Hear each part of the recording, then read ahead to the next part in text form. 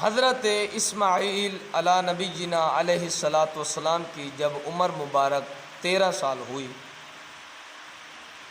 روایات کے مطابق، سیکا مدلل اقوال کے مطابق، حضرت ابراہیم علیہ السلام نے خواب دیکھا۔ خواب میں حکم ہے کہ ابراہیم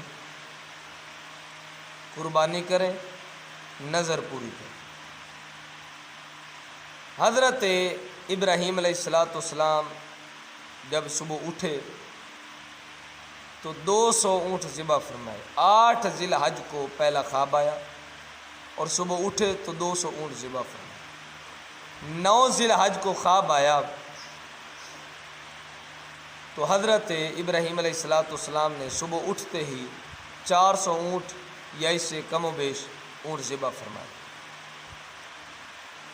8 ذی الحج کو خواب آیا تو اس کا نام یوم ترویہ، سوچو بچار کا دن۔ 9 ذی الحج کو خواب آیا تو یوم عرفہ، پہچان گیا کہ اللہ قربانی مانگ رہا ہے۔ 10 ذی الحج کو خواب آیا تو وہ دن یوم نحر کہلایا اور حضرت اسماعیل پیغمبر کی حضرت ابراہیم علیہ السلام نے قربانی دی۔ حضرت اسماعیل علیہ السلام جب 13 سال کے ہوئے تو اللہ کا حکم ہوا تو حضرت ابراہیم علیہ السلام رسی اور چھری لے کر اپنے بیٹے کو لے کر چل پڑے اور بیٹے کو اچھے طریقے سے تیار کروایا۔ اپنی اہلیہ محترمہ حضرت ہاجرہ سے فرمایا کہ ہاجرہ اس کو اچھے طریقے سے تیار کرو، ہم نے دوست کی دعوت پر جانا ہے، بڑے دوست کی دعوت پر جانا ہے۔ تو حضرت ابراہیم علیہ السلام کے فرمانے سے حضرت ہاجرہ نے خوب تیار کیا، اسماعیل پیغمبر کو نہلایا، اچھے کپڑے پہنائے، تیل لگایا، کنگھی کی، الغرض بہت ہی اچھے طریقے کے ساتھ تیار کیا۔ اب حضرت ابراہیم علیہ السلام چھری اور رسی لے کر بیٹے کو لے کر چل پڑے۔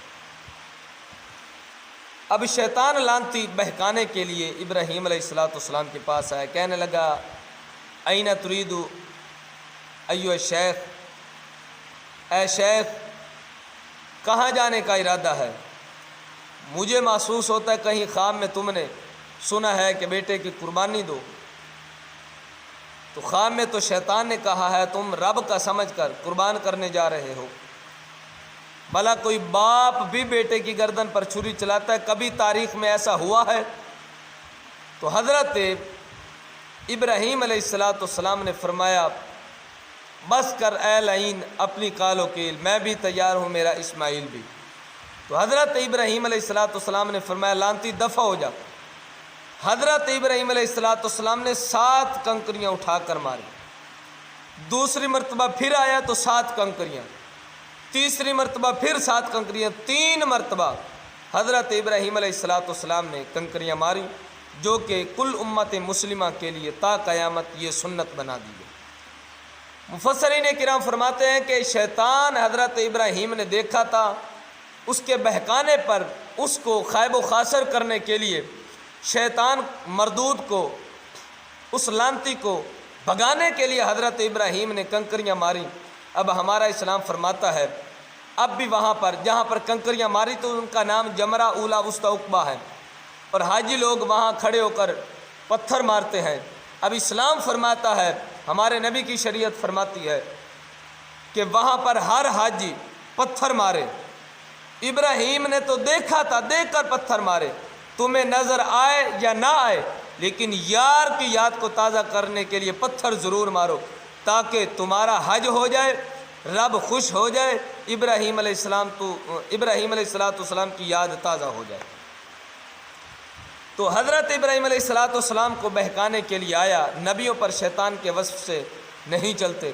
حضرت ابراہیم علیہ السلام نے کنکریاں ماری، شیطان پھر بھیس بدل کر، پہلے بھیس بدل کر ابراہیم کے پاس آیا، اب دوبارہ بھیس بدل کر اسماعیل پیغمبر کے پاس آیا، کہنے لگا اے اسماعیل جانتے ہو تمہیں تمہارا باپ کہاں لے جا رہا ہے؟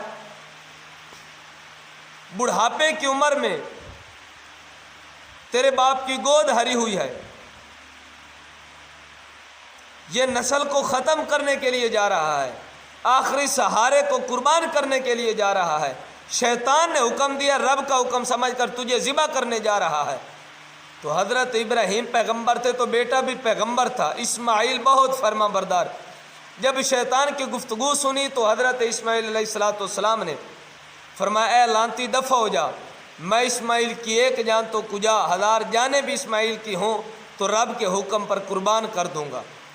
اب شیطان نامراد ملعون ذلیل ہو کر خیب و خاسر ہو کر پھر سوچتا ہے ابراہیم کے پاس بھی دال نہیں گلی، اسماعیل کے پاس بھی نہیں گلی، تو آخری منزل اسماعیل کی والدہ ہیں حضرت حاجرہ سلام اللہ علیہ، ان کے پاس جاتا ہوں اور ان کو بہکاتا ہوں کہیں میں منزل میں کامیاب ہو جاؤں۔ بیس بدل کر حضرت حاجرہ کے پاس آیا، کہنے لگا ہے حاجرہ تو جانتی ہے ابراہیم بیٹے کو کہاں لے کر گیا ہے؟ تو حضرت حاجرہ نے فرمایا کہ بڑے دوست کی دعوت پر لے کر گیا ہے۔ تو شیطان نے کہا کہاں کا بڑا دوست؟ خواب میں شیطان نے کہا ہے رب کا حکم سمجھ کر قربان کرنے کے لیے گیا ہے، رسی بھی ساتھ ہے، چھری بھی ساتھ ہے۔ تو اسماعیل علیہ السلام کی والدہ نے جب یہ جملہ سنا تو حضرت حاجرہ نے فرمایا اے لانتی، میں اپنے شوہر کو بھی جانتی ہوں اللہ کا نبی ہے، بیٹے کو بھی جانتی ہوں اللہ کا نبی ہے، لہذا نبیوں پر شیطانی خواب نہیں ہو سکتے، ان کے خواب وحی خدا ہوتے ہیں۔ اور یہاں پر آپ کو سمجھانے کے لیے ایک بات کہتا ہوں، جو مسلمانوں کو مومن حضرات کو خواب آتے ہیں، یہ 46واں حصہ نبوت کا 46واں حصہ ہوتا ہے جو مومنین کو خواب آتے ہیں، اور کچھ خواب غلط بھی ہوتے ہیں جو کہ شیطان کی طرف سے ہوتے ہیں، لہذا ہم پر شیطان کا غلبہ ہو سکتا ہے، وسوسہ ڈال سکتا ہے، وہ کامیاب ہو سکتا ہے، لیکن پیغمبروں اور رسولوں پر شیطان کامیاب نہیں ہو سکتا۔ تو حضرت ابراہیم علیہ السلام بیٹے اسماعیل کو لے کر جب مقام صبیر پر چڑھے تو حضرت ابراہیم علیہ السلام نے فرمایا انی ارانی اذبحک فانظر ماذا تری یا بنی انی ارانی اذبحک فانظر ماذا تری، اے میرے بیٹے اسماعیل میں نے خواب دیکھا ہے، رب کا حکم ہے ذبح کرنے کا، تو تمہارا کیا خیال ہے؟ تو یہاں پر حضرت اسماعیل اگر یہ کہہ دیتے کہ ابو جان مجھے کچھ سوچنے کا وقت دیجئے یا کچھ دن آرام کر لیجئے، تو یہ بات بھی فرما برداری کی تھی، سوچنے کا وقت تو بھی فرما برداری، کچھ دیر کے لیے آرام چاہیں تو بھی فرما برداری، لیکن حضرت اسماعیل علیہ السلام نے جواب دیا یا ابت افعل ما تؤمر، اے ابو جان جب رب کا حکم ہے تو اس میں دیر مت کیجئے، جلدی کیجئے تاکہ اللہ کے حکم پر عمل کرنے میں کہیں دیر نہ ہو جائے۔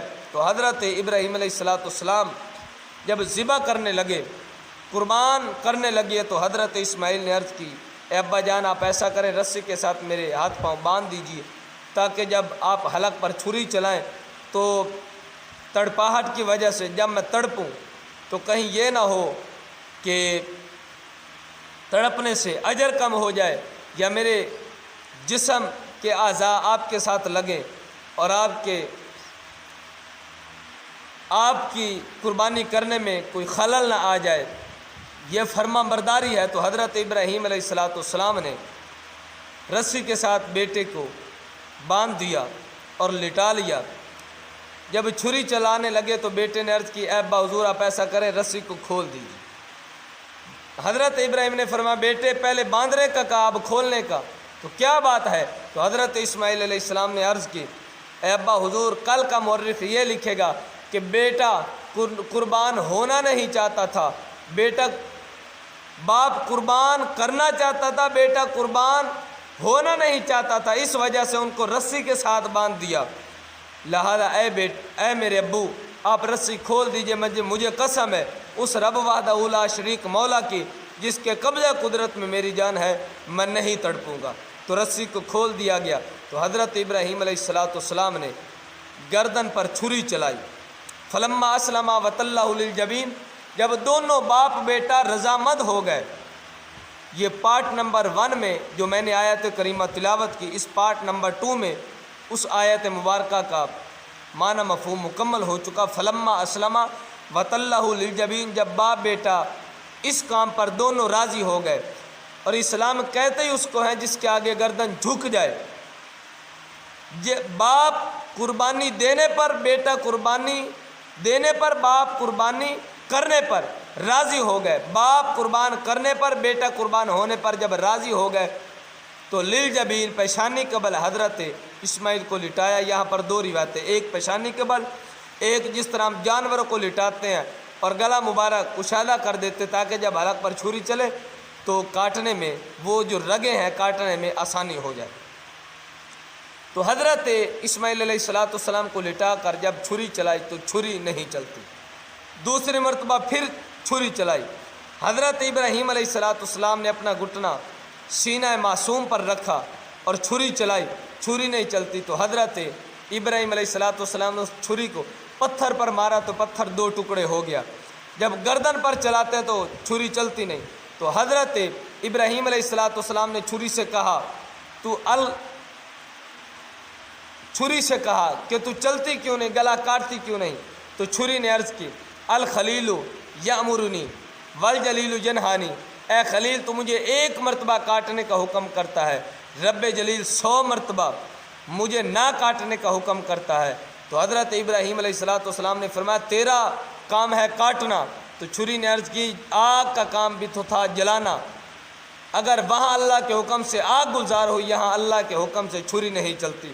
تو حضرت ابراہیم علیہ السلام نے تیسری مرتبہ پھر زور کے ساتھ چھری کو گردن پر چلایا، تو جب خون نکلا تو حضرت ابراہیم علیہ السلام خوش ہوئے کہ چھری گردن پر چل گئی، اب قربانی ہو گئی۔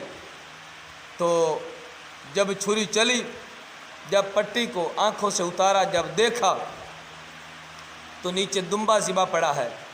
یہ وہ دمبا تھا کہ جس کی قربانی،